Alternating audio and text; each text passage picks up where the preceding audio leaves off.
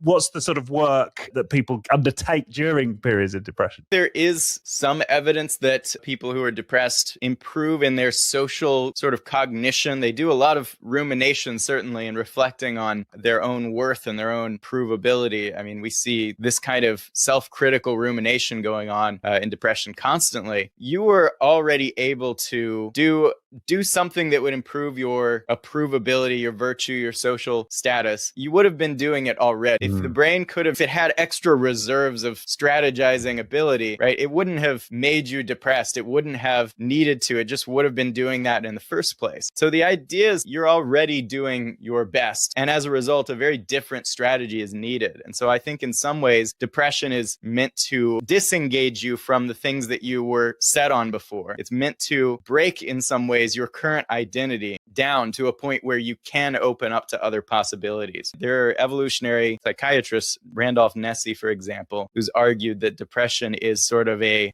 give up mechanism in the sense that it's meant to disengage you from things you are overly set on. It's interesting to note that we live in a culture that's very much centered around give up. And so that could play into why depression seems so common. People haven't been able to give up on certain parts of their identity that aren't working, essentially.